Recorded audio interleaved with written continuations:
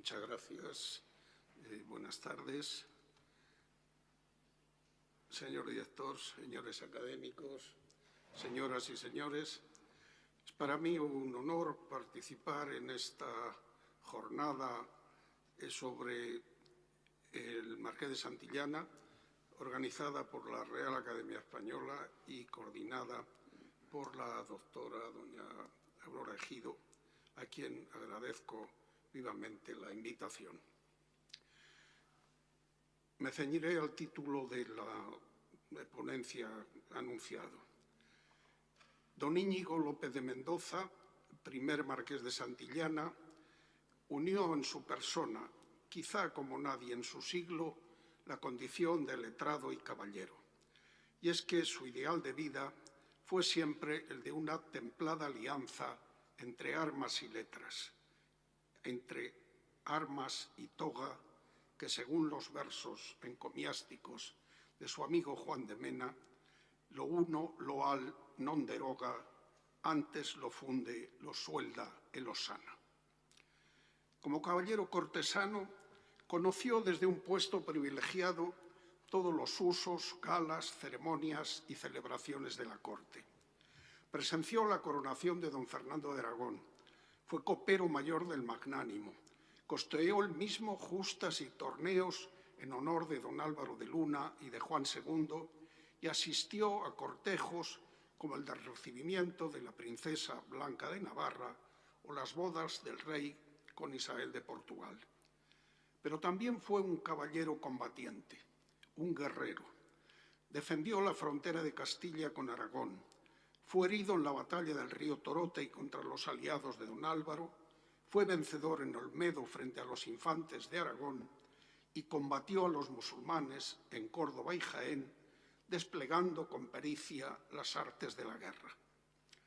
Completó esa actividad militar con la continua defensa jurídica de sus señoríos en las Asturias de Santillana y en la Alcarria y con la intervención en altas decisiones de gobierno. Pero toda esa dedicación política y caballeresca no le impidió promover una entusiasta empresa humanística de traducción y colección de libros, ni escribir una amplia obra poética siempre abierta a la innovación y experimentación, sin renunciar tampoco a una reflexiva actitud de corrección del texto, ni incluso a la elaboración de una teoría literaria. Tales son, y no parecen pocas, las señas más visibles de su modernidad literaria. El comentario detenido de su vasta obra poética requeriría un tiempo del que aquí no dispongo, por lo que dejaré algunos aspectos para la versión extensa de este trabajo que se publicará en el boletín electrónico de la Academia.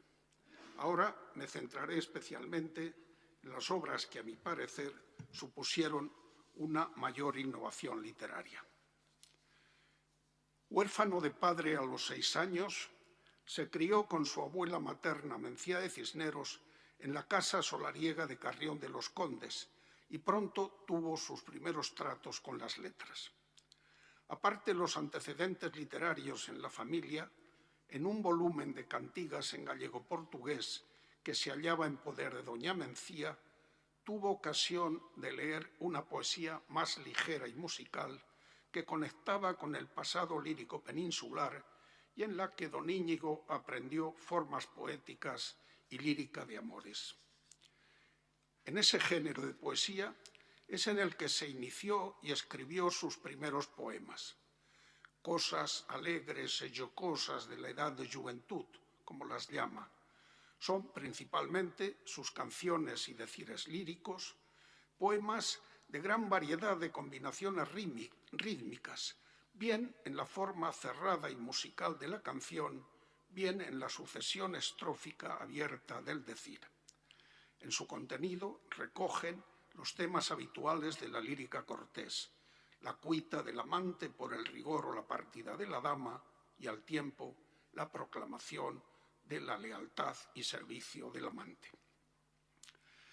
A esa lírica de tono menor pertenecen también las serranillas, género que cultivó con asiduidad siguiendo la tradición de las pastorelas provenzales y de las canciones de serrana peninsulares. Las 8 serranillas conservadas adoptan la métrica de la canción y constituyen, como estudió don Rafael Lapesa, un auténtico ciclo poético que ordenó cuidadosamente su autor. Como tal conjunto, aparecen en los cancioneros bajo la rúbrica de serranillas o serranas, aunque para su mejor identificación los editores modernos les han asignado títulos individuales.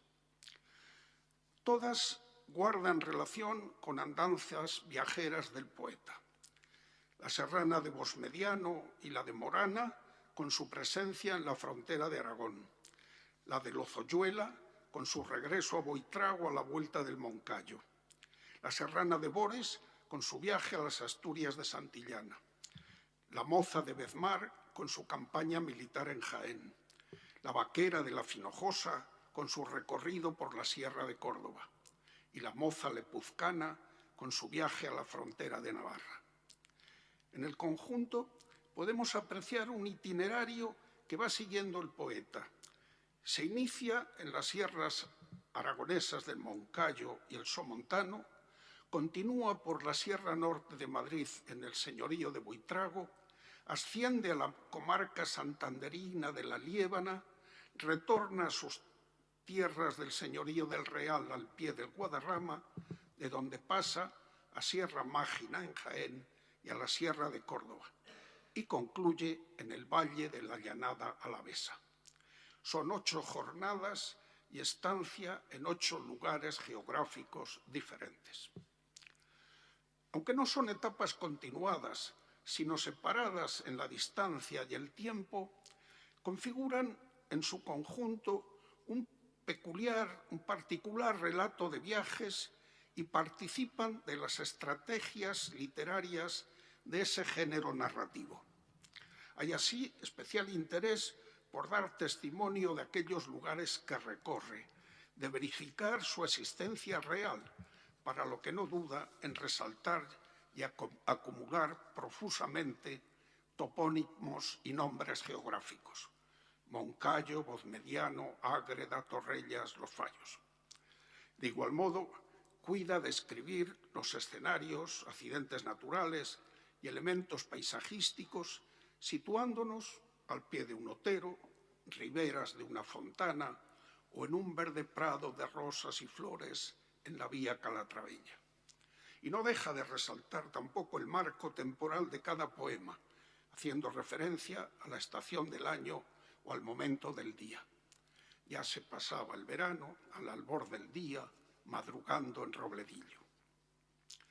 Como en todo relato viajero, es también fundamental el descubrimiento y encuentro con el otro, que conforme a las leyes de la pastorela no podía ser aquí sino una vaquera o pastora, claro. Lo único que cabía, y era lo que se abría a la sorpresa, era la variedad que se permitía en las figuras del personaje. Es lo que aprovecha hábilmente Santillana para romper la monotonía del conjunto. A lo largo de su viaje, en efecto, desfilará una diversidad de tipos que van de la serrana salteadora que guarda el paso de sus dominios a la más idealizada que cuida de su ganado. La de Bosmediano corta el camino del viajero y quiere compartir su zurrón y pasar con él el invierno. La vaquera de Morana le advierte de la proximidad de su amante, el vaquero Antón, con quien pronto hará bodas. La bella Menga de Manzanares controla todo el valle y solo permite el paso a Pascual de Bustares. La temprana belleza de Illana, la serrana de Lozoyuela, despierta el deseo del caballero que en su requiebro no la considerará villana. Admirable, en fin, es el encuentro con la vaquera de la Finojosa. En un marco fragoso, en tierra de frontera y de tránsito, y en medio de un paisaje embellecido, un verde prado de rosas y flores, resplandece la presencia de la vaquera que con su hermosura desmiente su condición rústica y de manera elegante rechaza al ocasional pretendiente. Que ya bien entiendo lo que demandades, non es deseosa de amar ni lo espera aquesa vaquera de la Finollosa.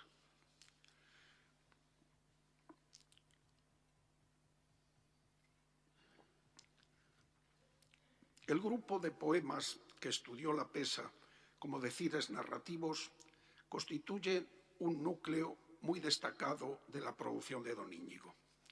Escritos hacia la mitad de su carrera literaria, muestran una elaboración cada vez más compleja. Es esencial en ellos el relato en primera persona, un marco alegórico a la manera de los poetas italianos y franceses y un lenguaje poético lleno de referencias cultas. Varios están dedicados a personajes conocidos por él en el Reino de Aragón en años de formación, y otros son auténticos tratados poéticos de filosofía amorosa sobre el poder del amor y el vencimiento del amante. Describen estos decires un mundo visionario en el que el poeta asiste, por ejemplo, al duelo de Venus y sus convocados por la muerte de la reina Margarita, viuda de Martín I, o asiste a la coronación del poeta Jordi de San Jordi, demandada ante Venus por Homero, Virgilio y Lucano, o al desfile triunfal de Venus y Cupido con su cortejo de personajes sometidos a su poder. O, en fin, en el titulado El sueño, presencia la batalla entre Diana y Cupido, que termina con la derrota de la diosa y el vencimiento del poeta, que en un sueño présago ha contemplado su propia inmolación amorosa. Todos los poemas nos instalan, pues, en ese mundo de visión y fantasía, a la hora del anochecer, a la llegada de la aurora, en noche profunda o en la mágica hora meridiana. Es entonces cuando el poeta protagoniza un sueño, una aparición o una visión en la que en medio de un resplandor, de un paisaje idílico o al son de cantos y canciones, contempla la presencia de distintas figuras reales o creadas por la imaginación.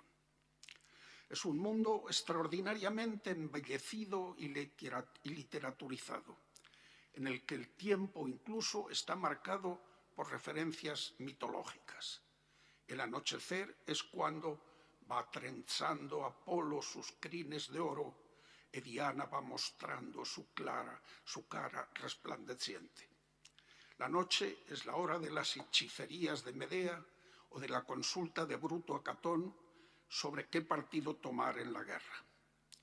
El gesto y compostura de los personajes está igualmente referido a imágenes mitológicas y literarias. El del poeta, al conocer la muerte de la reina, es el gesto de sorpresa y pesadumbre de Hipsípila al saber que Jasón ha casado con Medea. Los vestidos son de gran lujo y riqueza, como los de las vírgenes cazadoras de Diana, en armiños aforradas con fermosas bordaduras, charpas a ricas cinturas, sotiles e bien obradas. Deslumbrantes, asimismo, la pedrería del trono de Venus.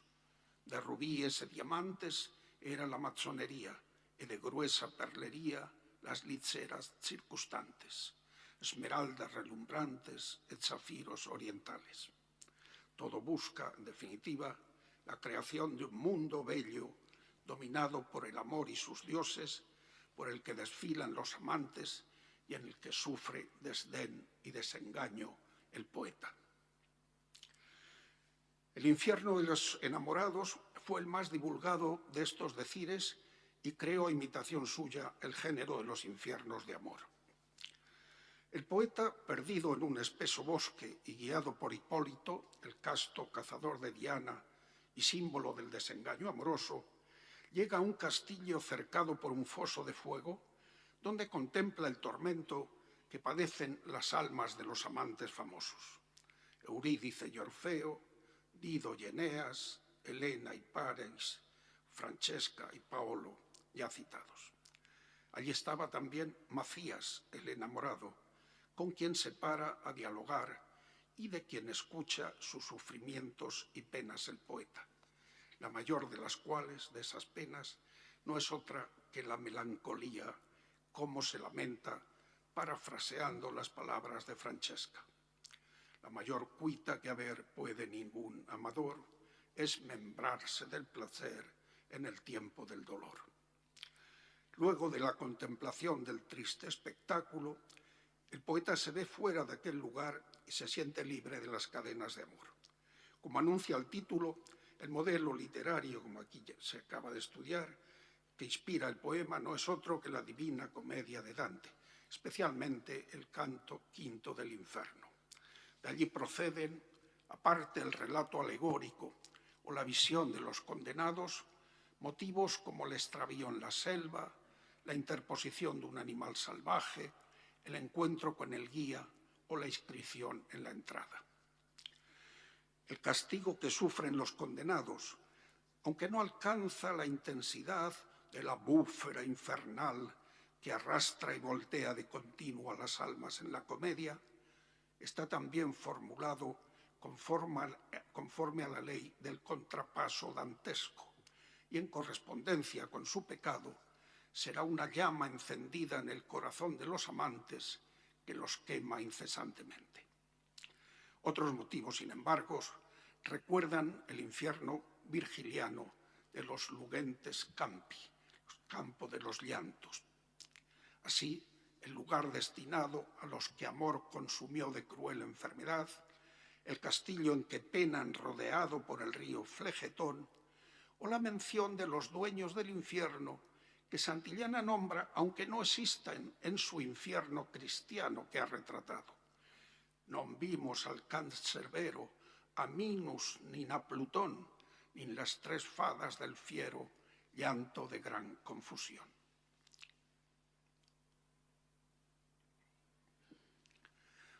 De temas más severos y graves, como el de la fama y el destino del hombre, tratan los dos decires narrativos mayores escritos ahora en el ritmo sonoro del arte mayor.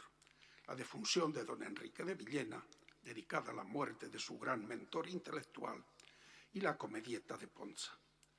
Esta es una meditación acerca del poder de fortuna sobre los imperios y reinos, motivada por la derrota de la Casa de Aragón en 1435. La batalla naval entre la flota aragonesa y la genovesa tuvo lugar el 5 de agosto en el Golfo de Gaeta, frente a la isla de Ponza. El rey Alfonso V y sus hermanos fueron vencidos y conducidos prisioneros a Milán. La noticia se propagó enseguida por Castilla e inspiró a don Íñigo su poema.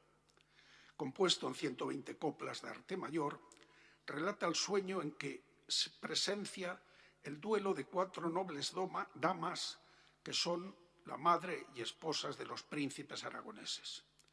Ellas exponen su aflicción al poeta Boccaccio, a quien, como cantor de otras memorables caídas de príncipes, invitan a que también se haga cargo de este acontecimiento desventurado. La reina madre, doña Leonor, comunica las tristes nuevas de la derrota, que confirma también la carta que presentan las reinas de Castilla y Portugal. Leída la carta, la reina se desmaya y muere de dolor. En medio del duelo de las damas aparece Fortuna, que justifica su actuación contra sus maridos, al tiempo que anuncia su pronta liberación y un próximo futuro de glorias y nuevas conquistas.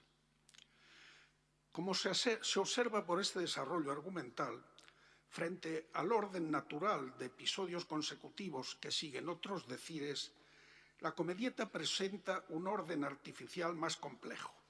Primero, el relato del poeta, dentro de él la narración de la reina madre, y dentro de esa narración el sueño présago y la carta, y dentro la descripción de la batalla de Ponza. Con esa diversidad de líneas y quiebros narrativos, resulta también que el relato en primera persona se ve sobrepasado por una diversidad de discursos y de voces, todas cuidadosamente caracterizadas por el poeta. Doña Leonor muy manso fablaba, doña Blanca con gran turbación, como cuentan de Écuba, doña Catalina como Dido, con lengua despierta, y Fortuna cual trompa celeste e voz divinal. Pero todavía se hacen presentes otras voces y discursos, como la carta que describe la batalla, en la que se dejan oír los gritos de los combatientes y el fragor del combate. De igual modo, en el Parlamento de la Reina, evocando la vida de palacio, se percibe el eco de las reuniones literarias.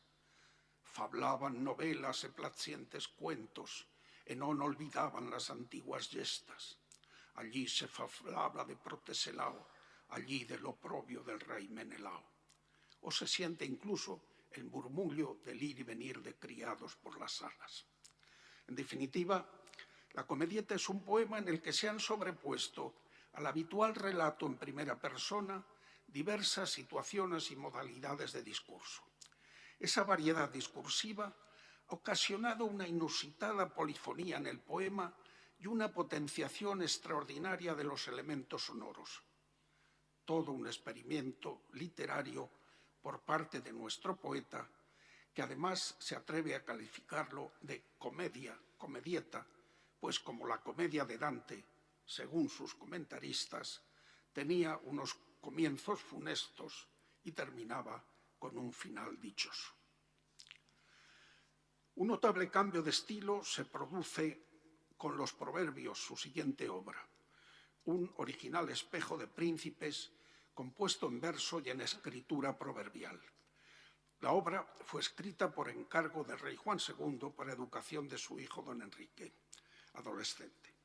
A las 100 coplas que lo constituyen, por lo que también se llama centiloquio, añadirá además un prólogo en prosa y una serie de glosas que explican las numerosas referencias cultas del texto, cargadas de dificultad para un lector en formación.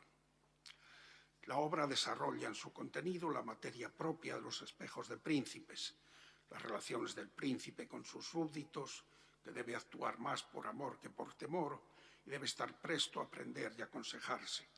Luego, una exposición doctrinal sobre las virtudes cardinales y un breve tratado de moral práctico que concluye con la meditación sobre la senectud y la muerte. Pero aparte del desarrollo doctrinal, lo que resulta más novedoso en la obra es lo que tiene de invitación, de inducción al saber, de exposición de un programa de formación en el que ocupa lugar principal esa entrega y dedicación al estudio, como proclama la famosa sentencia del prólogo del poema. La ciencia non embota el fierro de la lanza, ni infazze floja l'espada en la mano del caballero. En el aspecto literario, el poema está constituido por una larga serie de sentencias, máximas, pensamientos y reflexiones morales expuestas en segunda persona, así como fablando padre con fillo, conforme al modelo de los proverbios de Salomón. A las sentencias van acompañando en el texto otra larga de casos históricos, como hemos dicho. El hilo del discurso avanza así a lo largo del tratado, sucediéndose las coplas de exposición moral sentenciosa con las de ejemplificación histórica. Estilísticamente, estas sentencias o versos de doctrina, como los llama, se inscriben en el llamado estilo o escritura proverbial, bien estudiado por la lingüística y poética modernas. Su fuerza y singularidad expresiva reside en el efecto de sentido que se produce debido a la particular contracción de sus elementos gramaticales. Lo más característico es, pues, la brevedad de la frase que, sin embargo, adquiere un más denso, rico y universal significado. Nos hallamos, por tanto, ante un poema compuesto, efectivamente, en una lengua poética directa, pero no del todo llana, fácil ni clara. Ese lenguaje proverbial requerirá ya un especial esfuerzo de comprensión y desciframiento por parte del destinatario, que en este caso es el joven príncipe. Semejante dificultad será la que entrañen los ejemplos históricos del texto que exigen igualmente ese esfuerzo de estudio y comprensión. Por lo demás, la condición estilística de los proverbios que hemos analizado, creemos que es un argumento que vendría a reforzar la atribución de los famosos refranes que dicen las viejas tras el fuego, atribución al marqués de Santillana, que algunas veces se le ha negado. Si, como hemos visto, el marqués se muestra tan fino catador del estilo proverbial en sus versos de doctrina, no habría por qué negar, en principio, su interés recopilador en el caso de los refranes, que son de idéntica naturaleza artística y están cifrados en el mismo tipo de lengua literal. Otra de las obras mayores de Santillana, que gozó de gran difusión en cancioneros y pliegos sueltos, es el Tratado Consolatorio de Vías contra Fortuna. Según el proemio en prosa que lo encabeza, lo escribió a petición de su primo, el conde de Alba, apresado junto con otros nobles por orden de don Álvaro de Luna.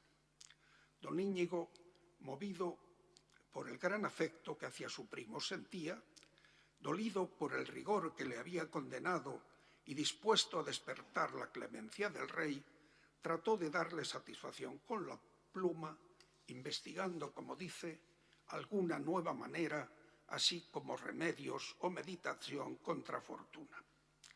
El resultado fue este singular poema en forma de debate entre Fortuna y el filósofo Vías. Este, según el libro de Diógenes Laercio sobre la vida de los antiguos filósofos, era uno de los 7 sabios de Grecia que se había distinguido por su piedad con el enemigo y por sus habilidades guerreras en el asedio de la ciudad que gobernaba.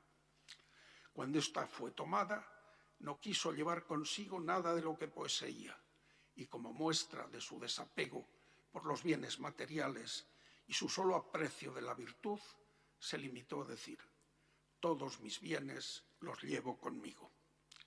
Era, pues, un personaje bien elegido que se ajustaba a los propósitos de Santillana y se asemejaba al destinatario del poema, pues como él había sido un esforzado guerrero y era probado ahora por los rigores de fortuna.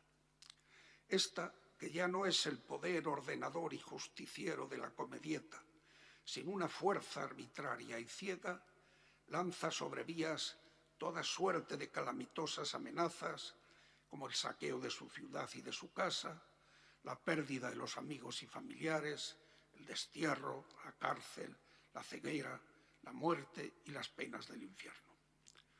A esas intimidaciones, el filósofo Vías, erigido en modelo de moral estoica y desde una mentalidad pagana que retrata perfectamente Santillana, opondrá su resistencia de ánimo, proclamando su confianza en no merecer las penas del Averno, sino gozar de la felicidad de los bienaventurados en los verdes y fértiles prados, do son los campos rosados elíseos.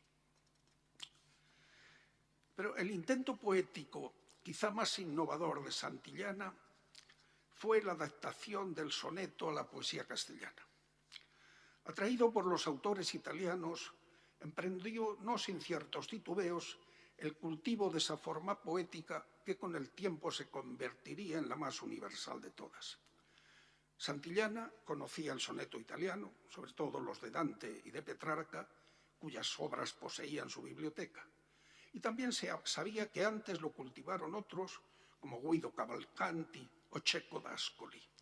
En todos ellos aprendió la técnica del soneto y quiso aplicarla a la poesía castellana sin que sepamos si, como en el caso de Boscán, un siglo más tarde, hubo un Andrea Navallero que le indujera a probar las formas italianas. Sea como fuere, a lo largo de unos 20 años, de 1438 al 58, no dejó de practicar ese nuevo y desafiante arte del soneto al itálico modo, que se plasmaría en un total de 42 poemas originales.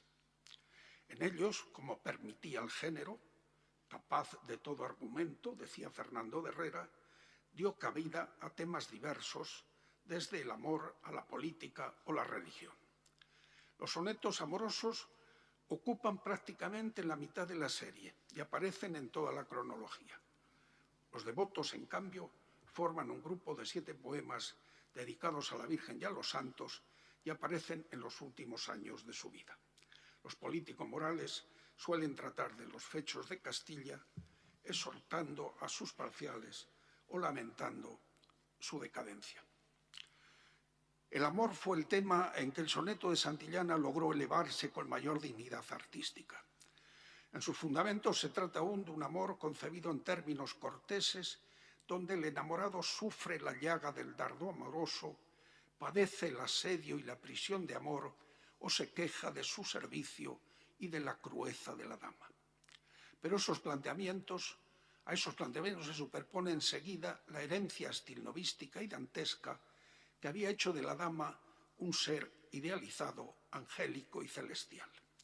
La dama de los sonetos se convierte así en la sincera claror cuasi divina o en templo emicante donde la cordura es adorada.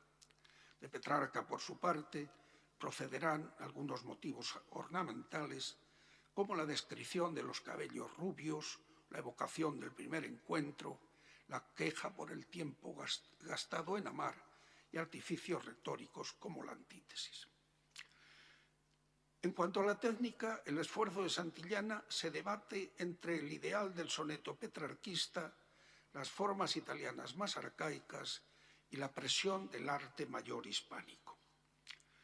La preferencia por las rimas alternas, no abrazadas, la elevada presencia del acento en cuarta y séptima sílabas del dactílico y la fuerte escansión del endecasílabo en 2 hemistiquios son los principales rasgos que diferencian al soneto de Santillana del soneto clásico y renacentista. Otros aspectos resultarían de menor trascendencia, como la acumulación de acentos en sílabas seguidas o la abundancia de rimas agudas, la presencia de algún dodecasílabo o la existencia de algún verso incompleto. Santillana, en resumen, adaptó a la española una forma que sentía propiamente italiana. Al itálico modo no deja de ser una tautología, y lo hizo sin seguir ningún modelo concreto. Todo estaba en los sonetos italianos, las rimas abrazadas y cruzadas, el endecasílabo en sexta y décima, en séptima y décima, incluso la rima aguda. Él, Santillana, potencia, intensifica unas posibilidades más que otras, casi siempre estimuladas por el hábito del arte mayor. Y aunque los suyos no alcancen la armonía y musicalidad del soneto renacentista, no hay grandes fallos ni deficiencias artísticas. Más que a dureza o impericia, habría que achacarlas a la novedad del intento. En realidad, lo que Santillana hace es acomodar el soneto italiano a las formas castellanas. Lo que acaba consiguiendo, en definitiva, son sonetos al hispánico modo. Pues bien, ya para ir terminando, diré que esa extensa obra poética que acabamos de repasar, Santillana puso gran cuidado en difundirla, corregirla y codificarla. En varias ocasiones hizo compilación parcial de sus poemas y los envió a un receptor particular, como la dama catalana doña Violante de Prades o el condestable don Pedro de Portugal. La más importante de esas ocasiones fue la que le brindó su sobrino Gómez Manrique, que ya al final de su vida le solicitó la recopilación de sus obras en un cancionero con el propósito de redactar una glosa y comento de ellas, tal como se hacía con los grandes modelos literarios. A ese fin, Santillana prepararía un cancionero completo y definitivo en el que, además de seleccionar sus poemas, dejando fuera unos y recuperando otros, sometería una buena parte de los admitidos a una labor de corrección y enmienda. Ese cancionero nos es conocido principalmente por el manuscrito 2655 de la Biblioteca de la Universidad de Salamanca, el cual hemos de considerar apógrafo y más próximo y fiel al cancionero de escritorio. Es un códice que se copiaría en su propia biblioteca y refleja bien el gusto de Santillana por el libro y el cuidado puesto en la recopilación de su obra. Se abre con el intercambio de coplas con su sobrino y ostenta en los primeros folios el escudo heráldico y el lema del marqués, que rezaba «Dios e vos». Está copiado en pergamino y papel, en esmerada letra gótica redonda, de una sola mano, con mayúsculas e iniciales adornadas, algunas en oro sobre fondo azul y rojo. Se trata, pues, de un ejemplar muy apreciado que cuida de resaltar el valor de la poesía y el poema, realzando el texto en la página ocupada solo por 3 estrofas, con el título de los poemas en rojo en los ladillos. El estudio de este cancionero de escritorio y su cotejo con los demás cancioneros ajenos que han transmitido la obra del poeta nos deja ver el elevado número de composiciones que Santillana, con exigente cuidado de su obra, selecciona y deja fuera de su cancionero definitivo. Comprobamos así que no recoge en él los siguientes poemas: 2 serranillas en colaboración que se hallaban en el cancionero de Palacio, el cantar a sus fillas loando su fermosura, o el famoso villancico a 3 fillas suyas de discutida atribución, también en el cancionero de Palacio y en pliegos sueltos. También deja fuera 7 canciones, 3 coplas esparsas, 3 decires líricos, 2 narrativos breves y algunos versos políticos, como el decir contra los aragoneses y las coplas contra don Álvaro de Luna. En total, una veintena de composiciones de distinto número de versos. Como se advierte, pues, al fijar definitivamente su obra, Santillana selecciona con cuidado los textos y prescinde de un considerable número de ellos. Esa selección afecta sobre todo a las composiciones más juveniles, aquellas que, según su expresión en el proemio, non eran así formadas y artizadas que de memorable registro dignas parezcan. Pero frente a esa selección excluyente, en cambio, el cancionero de escritorio incorporaba y daba por buenos importantes poemas inéditos de los que no se conocía otra copia. Así ocurre con el ciclo de las serranillas, del que solo se había divulgado la vaquera de Morana, y ahora se transcribe completo. Y lo mismo sucede con los sonetos, de los que solo se conocían los 17 primeros, y ahora se da a conocer la serie completa de 42. Pero aparte del cuidado en la selección de poemas, lo que además revela el cancionero de escritorio al confrontarlo con los demás cancioneros es que se ha producido un elevado número de variantes de autor, fenómeno realmente novedoso y poco frecuente en un autor medieval, más inclinado por lo general a la difusión abierta y poco cuidada de la obra. La mayoría son variantes sustitutivas que cambian una lección por otra. Unas veces se deben a causas externas, a circunstancias históricas que se han modificado de la primera a la segunda redacción, como el cambio de estado de doña Juana de Urgell, condesa de Foix, que tras contraer matrimonio y enviudar da lugar a la variante doncella señora. Doncella cuando criaron vuestra perfecta belleza, señora cuando criaron vuestra placiente belleza.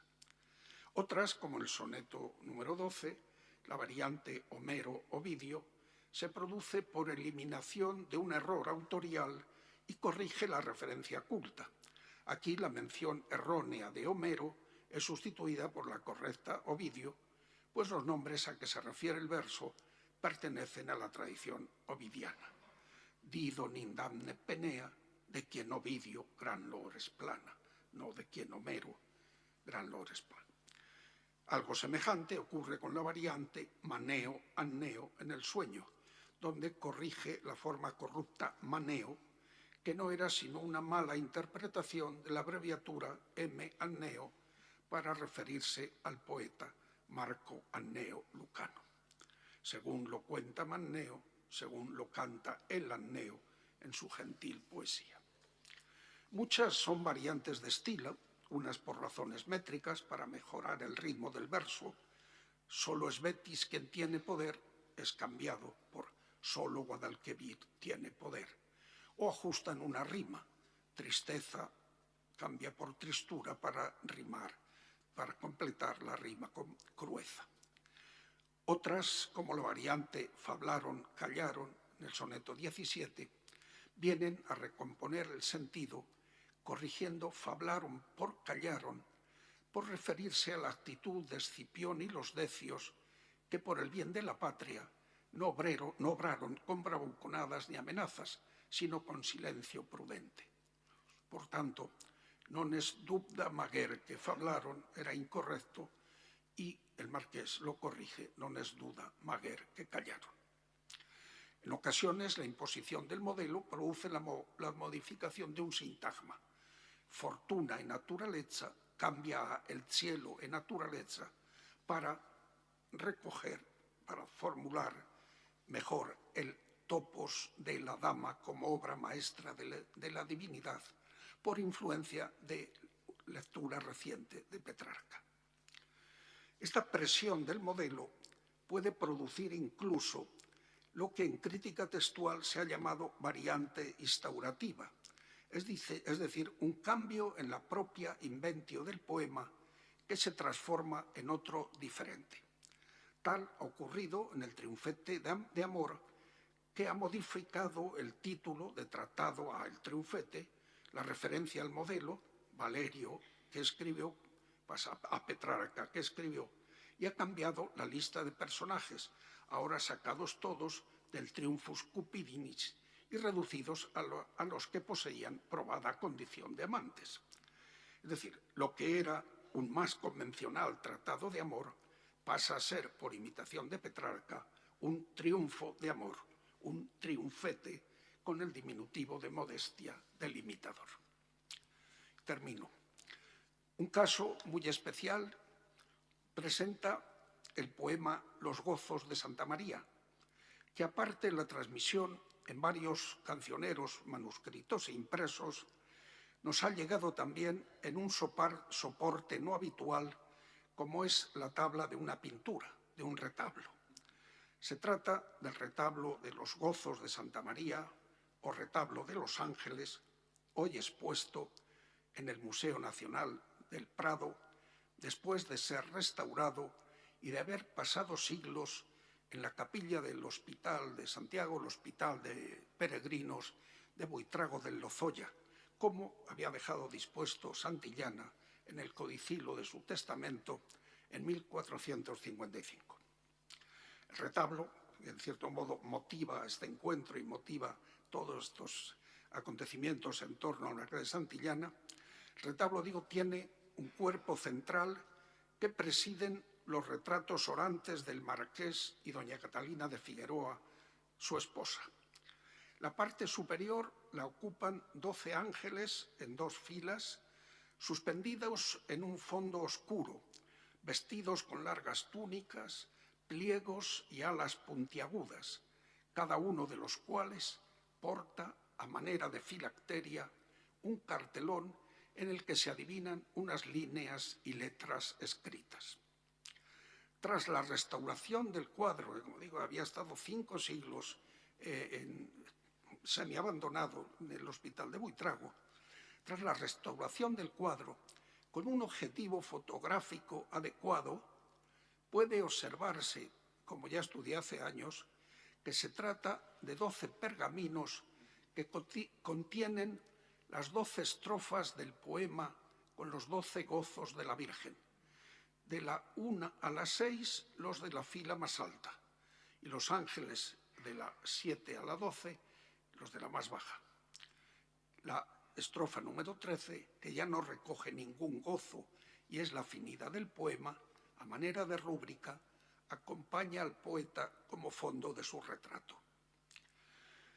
El autor de la obra fue Jorge Inglés, uno de los primeros introductores de la pintura flamenca en España, que como artista había entrado al servicio de don Íñigo algún tiempo atrás.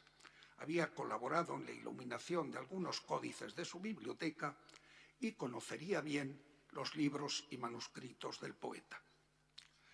Aunque el encargo hecho por Santillana a Jorge Inglés sería principalmente de los dos retratos orantes, la gran novedad era la incorporación de la propia oración al cuadro. Y en efecto, el pintor crea un programa de ángeles portadoras de las estrofas del poema Oración que rezan los dos personajes retratados. El poema de Santillana queda así perpetuado en la pintura junto a su autor, que lo firma y rubrica en esa última estrofa y se funde en el cuerpo central del cuadro. Por los cuales gozos doce, faz tu señora que goce de los gozos y placeres otorgados a los bienaventurados, bendita entre las mujeres.